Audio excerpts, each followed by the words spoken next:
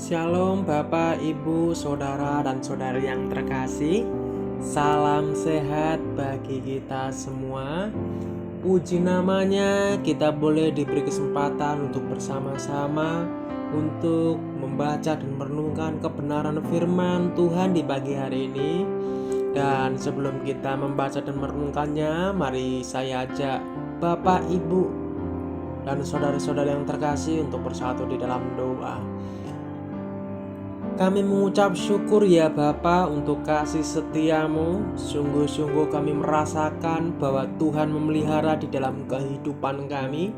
Ya Bapa, bila mana Engkau menjagai kami di sepanjang malam tadi, dan Engkau bangunkan kami ya Bapa, tubuh kami dalam keadaan sehat, semua itu karena kemurahan dan kebaikan-Mu. Sehingga setiap nafas kami ya Bapa hanya untuk memuji dan memuliakan nama-Mu. Biarlah apa yang terjadi di dalam kehidupan kami ya Bapa di pagi hari ini, semua itu kami serahkan ke dalam tangan kuasa-Mu. Hanya di dalam satu nama Yesus Kristus, Allah pemilik kehidupan kami. Haleluya, amin. Bapak, Ibu, dan saudara-saudara yang terkasih, renungan kita di pagi hari ini bertema Allah adalah benar, yang terambil di dalam kitab Yohanes 3 ayat 31 sampai 36. Lembaga Alkitab Indonesia memberi judul Percakapan dengan Nikodemus. Siapa yang datang dari atas adalah di atas semuanya. Siapa yang berasal dari bumi, termasuk pada bumi dan berkata-kata dalam bahasa bumi, siapa yang datang dari surga adalah di atas semuanya.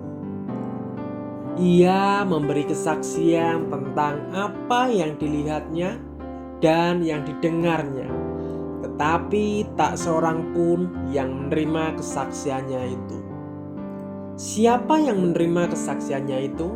Ia mengaku bahwa Allah adalah benar. Sekali lagi, siapa yang menerima kesaksiannya itu? Ia mengaku bahwa Allah adalah benar. Sebab siapa yang diutus Allah, dialah yang menyampaikan firman Allah.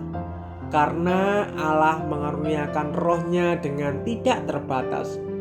Bapa mengasihi anak dan telah menyerahkan segala sesuatu kepadanya. Barang siapa percaya kepada anak, ia memperoleh hidup yang kekal. Tetapi barang siapa tidak taat kepada anak, ia tidak akan melihat hidup, melainkan murka Allah tetap ada di atasnya. Di dalam Matius 3 ayat yang ke-16, sesudah dibaptis, Yesus segera keluar dari air, dan pada waktu itu juga langit terbuka, dan ia melihat roh Allah seperti burung merpati turun ke atasnya. Dan juga di dalam Lukas 3 ayat yang ke-22, dan turunlah Roh Kudus dalam rupa burung merpati ke atasnya. Dan terdengarlah suara dari langit, Engkaulah anakku yang kukasihi, kepadamulah aku berkenan. Kata Yunani yang diterjemahkan tidak taat, terjemahan versi Inggris menolak, ialah apiteo, yang pada dasarnya berarti tidak mau tunduk kepada. Istilah ini bertentangan dengan barang siapa percaya. Pada permulaan ayat ini, bagi Yohanes tidak percaya berarti menolak sang anak atau tidak taat kepadanya.